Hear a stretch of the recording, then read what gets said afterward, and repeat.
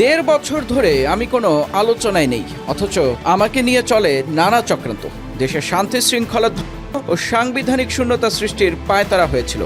বিশেষ করে অসাংবিধানিক উপায়ে রাষ্ট্রপতিকে উপড়ে ফেলার অসংখ্য ছক ব্যর্থ হয়েছে, এমন বিস্ফোরক মন্তব্য করেছেন রাষ্ট্রপতি মোহাম্মদ শাহাবুদ্দিন। গত শুক্রবার রাতে বঙ্গভবনে রাষ্ট্রপতির কার্যালয়ে কালের কণ্ঠে নির্বাহী সম্পাদক হায়দার আলী ও বিশেষ প্রতিনিধি জয়নাল আবেদিনের সঙ্গে দীর্ঘ আলাপচারিতায় এসব কথা বলেন রাষ্ট্রপতি। 2024 সালের 22 অক্টোবর বঙ্গভবন ঘেরাওয়ের রাতকে রাষ্ট্রপতি বর্ণনা করেন বিভীষিকাময় হিসেবে। তিনি জানান 3 স্তরের নিরাপত্তা দিয়ে পরিস্থিতি নিয়ন্ত্রণে নেওয়া হয়। সে রাতের ঘটনা তুলে ধরে তিনি বলেন, আমি বলেছি আমার রক্ত ঝরে যাবে বঙ্গভবনে, কিন্তু আমি সাংবিধানিক ধারাবাহিকতা রক্ষা করব।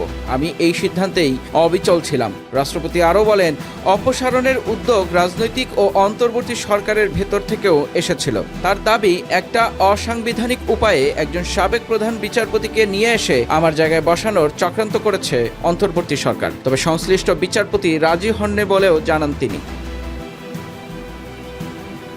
কঠিন সময়ে কারা পাশে ছিলেন এ প্রশ্নে রাষ্ট্রপতি স্পষ্ট করে বলেন, ওই কঠিন সময়েও বিএনপির শীর্ষ নেতৃত্ব আমার পাশে ছিলেন। কোনো অসাংবিধানিক উপায়ে রাষ্ট্রপতিকে অপসারণের পক্ষে তারা নয়। 3 বাহিনীর সমর্থনের কথাও উল্লেখ করেন তিনি। প্রধান উপদেষ্টার সঙ্গে সম্পর্কের বিষয়ে রাষ্ট্রপতির অভিযোগ তুলে ধরে তিনি বলেন, উনি তো বোধহয় 14 থেকে 15 বার বিদেশ সফরে গেছেন, একবারও আমাকে জানান নাই, একবারও আমার কাছে আসেননি। তিনি বলেন, বিদেশ সফরের সাংবিধানিক বাধ্যবাধকতা মানা হয়নি এবং যুক্তরাষ্ট্রের সঙ্গে চুক্তিসহ গুরুত্বপূর্ণ বিষয়েও তাকে অবহিত করা হয়নি।